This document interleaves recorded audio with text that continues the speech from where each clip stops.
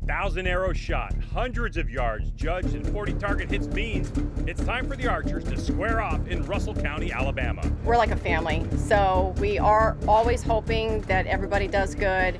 You can't slack up. It's very easy to just have a mistake, bump your trigger, shoot a zero. You know, we've seen it happen over and over again. You got to stay focused. You still got to run a shot routine, you know, but I'm here to play too. So I mean, I'm really thankful for leading. But at the same moment, I think any one of those guys could be right where I'm standing. Yeah, I feel pretty good, so I hope everybody's on their game. They're going to shoot good. They always do, so they're going to make it really tough. So, I mean, just have fun and good luck tomorrow. Good luck, girls. It's time to see who will walk away with the title of champion as ASA coverage begins right now.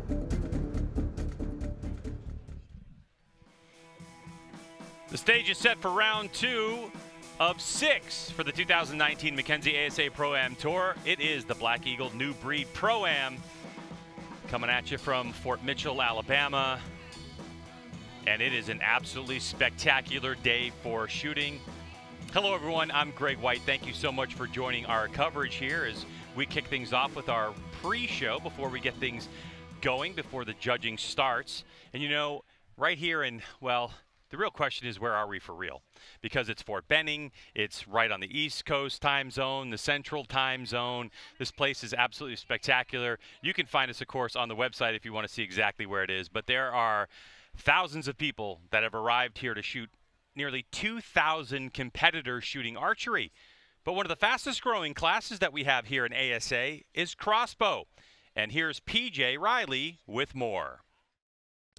Hey everybody, this is PJ Riley from Competition Archery Media. We are out here at the Black Eagle New Breed Pro-Am in Russell County, Alabama, and we're out here on the Crossbow range. And I'm here with Jason Wilkins, who's shooting in the known 45 class. And Jason, so you won the last tournament, yes, the Hoyt Pro-Am. Yes. So you said you just picked up Crossbow a year ago. What is it that you like about shooting Crossbow competitively? It's kind of frustrating, really. I mean, you know, your initial thought process is, well, it ought to, you know, how hard can it be? It's a Crossbow, but I found it very challenging when I first picked it up, and then I kind of like have this mentality that I got to conquer it. I mean, it's a little harder than what it looks like. You know, you don't have no holding weight to help hold the bow up, so you have to steady. You have to hold it up, steady, and aim and fire. So it's when you're using a 6-power scope, it's dancing around some days. So would you compare it more to shooting a bow or more to a gun, or is it completely different from either? It's not. I don't know. It's kind of a combination of both. You know, you kind of got to have the mentality of how to fire a weapon, but you have to, you know the process of tuning and stuff like that with a bow as well. So, you know, something I've learned a long time ago, and it's just a good life lesson. Doesn't matter whether you're racing cars or whatever you do in your relationship. The more you try to control it, the worse it gets. That's great. So you're shooting the Mission Sub 1 here. What is it that you like about that crossbow? I was talking about with some guys earlier, and they're saying that it can take the abuse of regular competition, but what is it about that bow that you like? It feels good. I mean, I shoot it. It's got a pretty good trigger in it. The overall mass weight of it's not, you know, ridiculous, and I mean, it's adaptable, I think, to pretty much anybody's style of shooting. So I shoot a little bit differently from everybody else, but I've got broad shoulders and a long wingspan, so something compact, you know, I look like a half-folded up lawn chair half the time. But well, somebody at home who's sitting there thinking about, you know, I shoot a crossbow, I don't know if I want to go out there and compete. What advice would you give to somebody in that situation? You know, coming out here, you're going to have to shoot at every one of them because everyone else is going to be. So, especially in a known distance, you know, these bows can shoot. So, a lot of the manufacturers have actually stepped that kind of game up. So, they've all gotten better. And the arrows have gotten better. I think that's been a huge leap for crossbows as well as just not the, you know, the bows themselves, but the, you know, the bolts that are being made are better today than they were. So. All right, Jason. Well, we hope to see you out here on the podium tomorrow. Maybe you can defend your title from the last one. We appreciate your time. All right, thanks. All right. So whether it's crossbow or archery, you can come and compete. Now, we have 4 classes that we are going to have in the Shootdown. Women's Pro is the first one. Here's a look at the leaderboard. This is how they are coming in to the Shootdown tonight. Sharon Wallace leads the way. 11 up over Cara Kelly, who's at 10. Emily McCarthy with 1 up. You can see that's the bonus ring, the 12 count as well. Laura Chenault at a 392, and Erin McGladdery at 390. As we move over to our next class, which is going to be Senior Pro.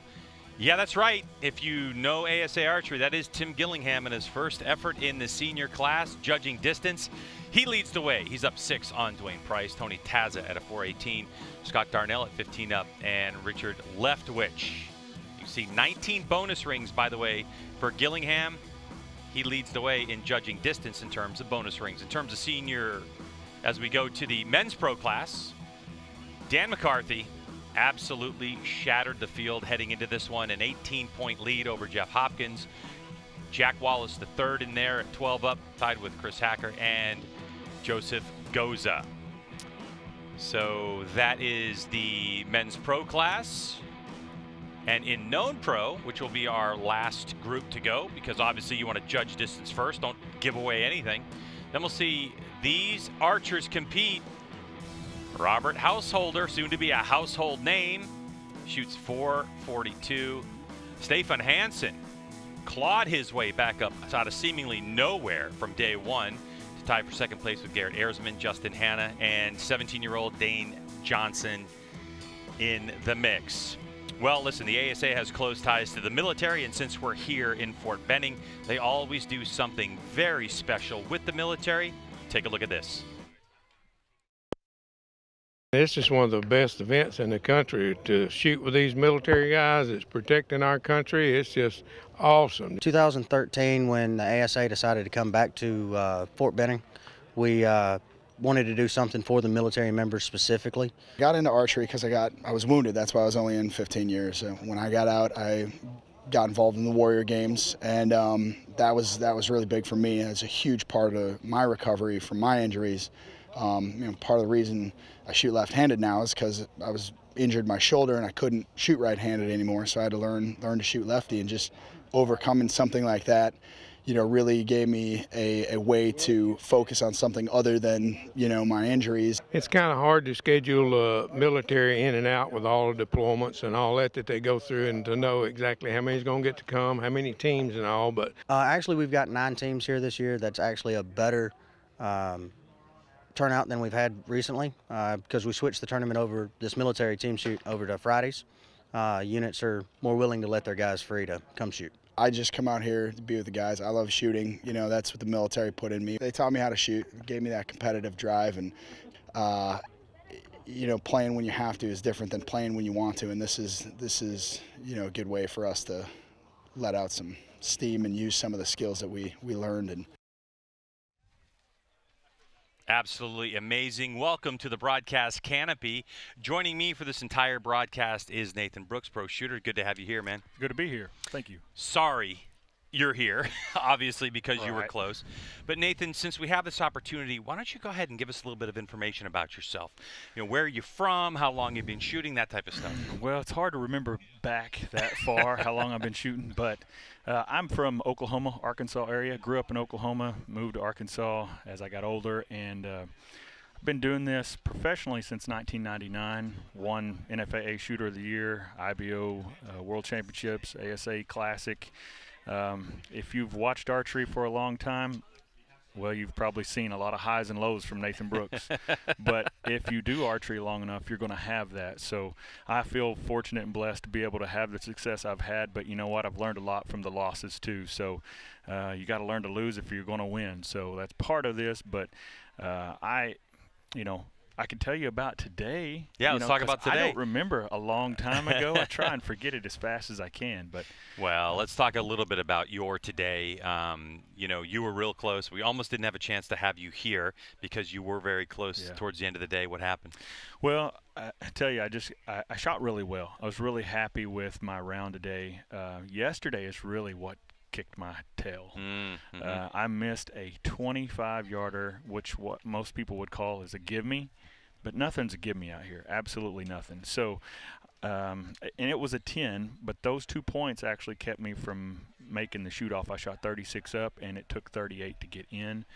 I actually was 38 up with 3 targets left to go, but the deal is, if you've done this long enough, you also know that you can't just quit shooting at 12s because you have a few targets left and you feel like you're in the shoot-off at that point. So you got to keep gunning hard.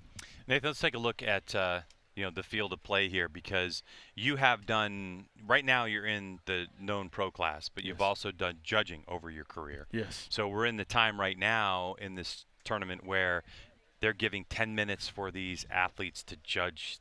What goes on in your mind when you're looking at this? Looks totally different from the venue that we had when we were actually shooting in the woods, doesn't it?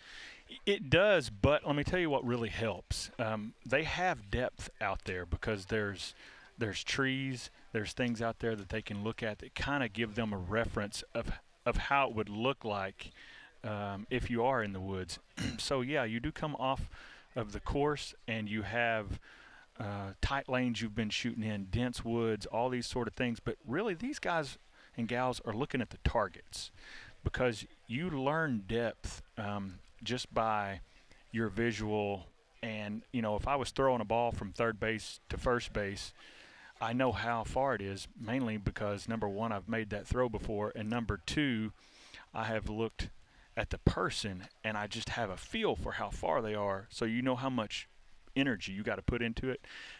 It's not exactly the same, but that's what you can reference it to because these guys are used to that depth and that feel from target to target. So you get used to that, and what you really hope for when you're in this shoot-off is you hope for – I always hope for a long one to start with so I could get my feel good and go for the rest of them. So. While these shooters continue to judge, we'll take a break. On the other side, we're going to have more from the 2019 Black Eagle New Breed Pro-Am.